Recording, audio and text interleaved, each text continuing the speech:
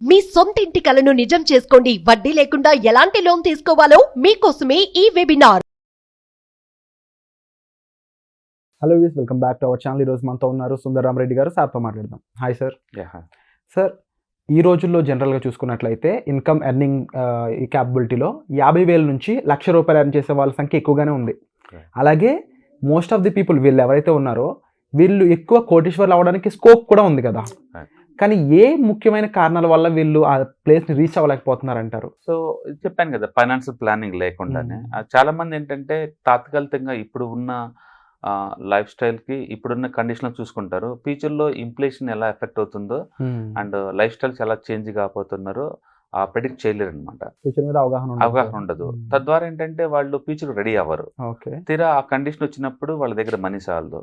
చాలా మంది చేసే మిస్టేక్స్ ఏంటంటే ఎమర్జెన్సీ మనీ ఎవరు పెట్టుకోరు. ఎంత శాలరీ వచ్చింది చాలా మంది అర్జెంట్ అని చెప్పేసి ఫ్రెండ్స్కి వాళ్ళు కాల్ చేయడం మనం చాలాసార్లు చూస్తాం. ఎందుకంటే ఎమర్జెన్సీ ఫండ్ క్రియేట్ చేసుకోవాలని థాట్ కూడా ఉండదు వాళ్ళకి. అండ్ టర్మ్ ఇన్సూరెన్స్లు వాటి మీద ఐడియా ఉండదు. ఓకే, ఏదో జాబ్ వస్తుందో ఆ డబ్బుతో మనం ప్రస్తుతానికి చేద్దామని చూస్తారు, టెంపరీగా చూస్తుంటారు.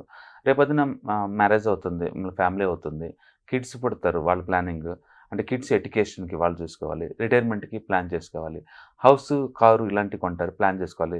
లైఫ్లో ప్రతి స్టేజ్లో కూడా ఆ లైఫ్ తగ్గట్టు మోడిఫికేషన్ చేంజెస్ ఉంటాయి అన్నమాట. వీటన్ని తగ్గట్టు ముందే ప్లాన్ చేసుకుంటూ పోవాలి. అప్పుడు దాకా ఈవెంట్ వచ్చిన దాకా చూస్తామంటే కుదరదు అనమాట. సో టైము, కాంపౌండ్ ఇంట్రెస్ట్ ఈ రెండు పవర్ఫుల్గా మనం వాడుకోవాలని అంటే మీరు ప్రాపర్గా ప్లాన్ చేసుకోవటం బెటర్ అనమాట. అందుకని ఇన్కమ్ స్టార్ట్ అయిన మరుక్షణమే వాళ్ళకి ఎవరైనా సరే ఓకే ఒక ఎమర్జెన్సీ ఫండ్ క్రియేట్ చేసుకోవటం, ఒక టర్మ్ ఇన్సూరెన్స్ పాలసీ తీసుకోవటం, అంటే సేవింగ్స్కి ఎంతకంత రైట్ చేసుకోవటం, వాటిని మంచి మ్యూచువల్ ఫండ్ కానీ ఇండెక్స్ ఫండ్లో కానీ ఇన్వెస్ట్ చేసుకోవటం, ఆ వచ్చే డబ్బులతోటి హౌస్ కొనడానికి కానీ లేదా ఏదైనా వెహికల్స్ కొనడానికి కానీ లేదా కిడ్స్ ఎడ్యుకేషన్ కానీ లేకపోతే రిటైర్మెంట్ ప్లానింగ్ అని చేసుకోవటం, ఇవన్నీ పేపర్ మీద పెట్టుకొని క్లియర్ థాట్స్ తోటి ఉండడం చాలా ఇంపార్టెంట్. లేకపోతే ఏమవుతుందంటే చేతిలో మనీ ఉన్నప్పుడు ఏంటంటే టెంపరీగా ఎంజాయ్మెంట్ కోసం అలవాటు పడతాం మనం. Okay, and most of the people వీళ్ళు ఎవరైతే ఉన్నారో వీళ్ళకి ఇన్వెస్ట్మెంట్ అంటే ఐటీలో చేసేవాళ్ళు, ఫార్మాలో చేసేవాళ్ళు, ఎంప్లాయీస్ ఎవరైతే ఉన్నారో వీళ్ళకి ఫైనాన్షియల్ ఎడ్యుకేషన్ అకాడమిక్స్లోనే లభించదు అండ్ రియల్ లైఫ్లో కూడా చాలా తక్కువ దొరుకుతుంది. వీళ్ళకి ముఖ్యంగా ఎక్కడ ఇన్వెస్ట్ చేయాలో తెలియదు, బడ్జెట్ ప్లానింగ్ అనేది ఐడియా ఉండదు, అండ్ మరీ ముఖ్యంగా డెట్ మేనేజ్మెంట్ అనేది అవగాహన ఉండదు. ఈ ముఖ్యమైన ఈ 3 పాయింట్లని మీరు వర్క్షాప్ ద్వారా తెలియజేస్తారని తెలిసింది. డెఫినెట్గా ఈ వర్క్షాప్ ద్వారా వాళ్ళకి అర్థమవుతుంది అనమాట. చాలా మంది ఈ కిడ్స్ ఫస్ట్ బర్త్డే చాలా గ్రాండ్గా చేస్తాడు, అబ్బాయి పుట్టారంటే ఇంకా గ్రాండ్గా చేస్తారు. ఎందుకంటే మన ఇండియన్ సొసైటీలో అబ్బాయిలకి అండ్ ఫస్ట్ బర్త్డే కొన్న ఇంపార్టెన్స్ అది. కాబట్టి ఆ 1 lakh గోల్డ్ ఐటమ్స్ లేదా ఫంక్షన్ చేసే బదులు 1 lakh మంచి మ్యూచువల్ ఫండ్స్లో పెడితే ఆ అబ్బాయికి 25 వచ్చే లోపల 1 crore అయ్యే ఛాన్స్ ఎక్కువ ఉంది, 1 to 2 crores వచ్చే ఛాన్స్ ఉంది. బట్ ఎంతమందికి ఆ విషయం అర్థమవుతుంది అంటే ఒకటి వాళ్ళు తెలియపోవచ్చు, తెలిసిన వాళ్ళు చెప్పకుండా పోవచ్చు, లేదా మీరు ఫైనాన్షియల్ బ్యాక్గ్రౌండ్ నుంచి కాకుండా నాన్ ఫైనాన్షియల్ బ్యాక్గ్రౌండ్ నుంచి అయితే ఎన్ని తెలిసే ఛాన్స్ లేదనమాట. అందుకని ఈ కాంపౌండ్ ఇంట్రెస్ట్ గురించి, టైం వాల్యూస్ గురించి, ఈ మనీ గురించి తెలియాలి అంటే ఎడ్యుకేషన్ అవేర్నెస్, ఫైనాన్షియల్ అవేర్నెస్ రావడం చాలా ఇంపార్టెంట్. ఇలాంటి వెబినార్లు అటెండ్ అవడం ద్వారా ఏంటంటే వాళ్ళకి ఆలోచన వచ్చింది.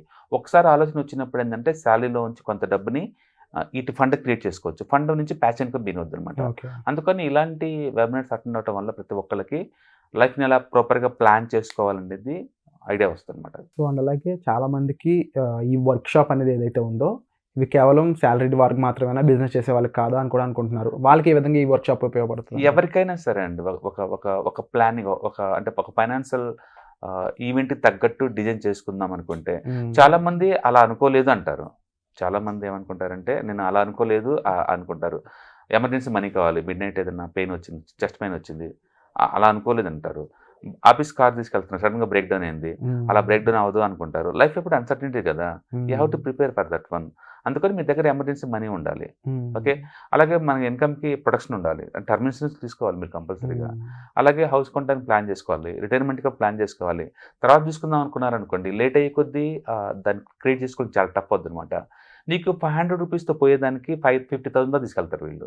అంటే సార్ వీళ్ళు కనీసం ఒక 10,000 లేదా 5,000 కూడా దాచలేని వాళ్ళు retirement fund, emergency fund bill చేసుకోగలరు అంటారా? అందులో మీ హెల్ప్? చాలా మంది రిటైర్మెంట్ ఫండ్ ₹1,00,000 ఫండ్ కావాలంటే ఎంతో రిచ్ అయి ఉండాలి, ఎంతో డబ్బులు సేవ్ చేస్తా అనుకుంటారండి. బిలు మీ మంత్లీ 500 తీసి పక్కన పెడితే 40 years తర్వాత ₹1,00,000 అవుతాయండి అవి. అంతే, అంటే ఎనిబడి కన్ బి కరోడ్పతి అంతే. వాళ్ళ ఇన్నోసెన్స్ వల్ల అయి ఉండొచ్చు, ఆ వైపు థాట్ చేయకపోయి ఉండొచ్చు, ల్యాక్ ఆఫ్ నాలెడ్జ్ అనేది కూడా అయి ఉండొచ్చు. అది ఎక్కడ బిగిన్ చేయాలి గేమ్ అర్థం కాకపోయి ఉండొచ్చు, లేదా ఇదంతా బోగస్ అలాంటిది ఏం లేదని ఉండొచ్చు. And believe me Indian mutual fund ఇండస్ట్రీలో ఆల్మోస్ట్ 40 years నుంచి రన్ అవుతున్నాయి. అండ్ 100x వచ్చిన మ్యూచువల్ ఫండ్స్ నుంచి 300x వచ్చిన మ్యూచువల్ ఫండ్స్ ఉన్నాయి. నేను చెప్పేది 300x అండి. అంటే నువ్వు 1,00,000 పెడితే 3 కోట్లు వచ్చిన మ్యూచువల్ ఫండ్స్ ఉంటాయి. నేను ఒక మ్యూచువల్ ఫండ్ ఎగ్జాంపుల్ కోసం చెప్తున్నాను. ఇలా బోల్డ్ అండ్ అసెట్స్ ఉంటాయి. రియల్ ఎస్టేట్ కావచ్చు, రీడ్స్ కావచ్చు, ఇండెక్స్ ఫండ్స్ కావచ్చు, ఈటీఎఫ్స్ కావచ్చు, స్టాక్స్ కావచ్చు, డెట్స్ కావచ్చు, గోల్డ్ కావచ్చు. మీ కాంప్రహెన్సివ్ ఐడియా జనరేట్ అవుద్ది. ప్యాసివ్ ఇన్కమ్ ఎన్ని రకాలుగా ఎన్ని యాంగిల్లో జనరేట్ చేసుకోవచ్చో మీకు టోటల్ ఐడియా వచ్చింది అనమాట. అందులో మీకు కంఫర్ట్ ఉన్న అసెట్ క్లాస్లో మీరు ఇన్వెస్ట్ చేసుకోవచ్చు అనమాట. మొత్తానికి మీ యాక్టివ్ ఇన్కమ్ ద్వారా వచ్చే అమౌంట్ని ప్యాసివ్ ఇన్కమ్ జనరేషన్ కోసం ఇన్వెస్ట్మెంట్ లాగా వాడాలి. దట్ ఈస్ కాల్డ్ ఇన్వెస్ట్మెంట్ యాక్చువల్గా. అలాంటి థాట్స్ మొత్తం మీకు వస్తాయి అనమాట. అందుకని ఇది ఎంప్లాయీస్ కావచ్చు, ఎంటర్ప్రినర్స్ కావచ్చు, మొత్తానికి అయితే లైఫ్ని ప్లాన్ చేసుకుందాం అనుకున్న వాళ్ళకి డెఫినెట్గా ఇలాంటి వెబినార్స్ యూజ్ అవుతాయి. అలాగే ప్యాసివ్ ఇన్కమ్ అని అన్నారు కదా, చాలా మందికి ఇన్వెస్ట్మెంట్ల ద్వారా కూడా మనం ప్యాసివ్ ఇన్కమ్ జనరేట్ చేసుకోవచ్చు అనేది ఇంకా తెలియదు. సో తొందరలోనే ఈ వర్క్షాప్ రాబోతుంది కాబట్టి అడుగుతున్నాను, ఈ వర్క్షాప్ ఈ విషయాన్ని ఎంతమందికి త్వరగా తెలియజేస్తుంది అంటారు? డెఫినెట్గా అండి. యాక్చువల్గా ఈ వీడియోస్ వాళ్ళు చూస్తున్నారంటే వాళ్ళలో మార్పు స్టార్ట్ అయింది. వాళ్ళు ఆల్రెడీ ఫైనాన్షియల్లీ కాన్షియస్ కింద లెక్క. ప్రాపర్గా ఒక ప్లాన్ ప్రకారం పెట్టడానికి ఇలాంటి ప్రోగ్రామ్స్ వాళ్ళకి బాగా యూజ్ అవుతాయి. చిన్న డౌట్ సార్, మధ్యలో ఇంటరప్ట్ చేయకపోతున్నాను. ముఖ్యంగా చాలామందికి ఏదైనా కోర్సులో ఇన్వెస్ట్ చేద్దాం అనే ఐడియా అనేది చాలా తక్కువ ఉంటుంది. అందులో ఫైనాన్షియల్ ప్లానింగ్ అనేది అంతగా ఆలోచించకుండా ఫైనాన్షియల్ ప్లానింగ్ కదా మనకు తెలిసిందే కదా, జీతం వస్తుంది దాన్ని ఏ విధంగా ఖర్చు పెడతాం అని అనుకుంటూ ఉంటారు.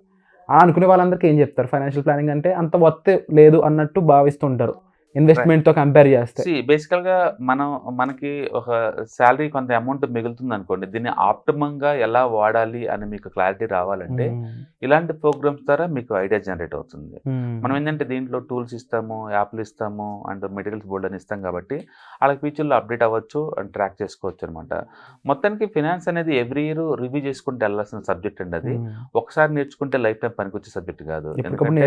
నిరంతరం అప్డేట్ అవుతూనే ఉండాలి. ఎందుకంటే వడ్డీ రేట్లు మారుతుంటాయి, ఇన్ఫ్లేషన్ మారిపోతుంటుంది, ఇన్కమ్ లెవెల్స్ మారుతుంటాయి, లైఫ్ సైకిల్ మారుతూ ఉంటుంది. వాటికి తగ్గట్టు మనం అప్డేట్ చేసుకుంటూ పోతూనే ఉంటాం. అందుకని ఫైనాన్షియల్ అసెట్స్ మొత్తం ఇయర్లీకి ఒకసారి రివ్యూ చేసుకోవడం చాలా ఇంపార్టెంట్.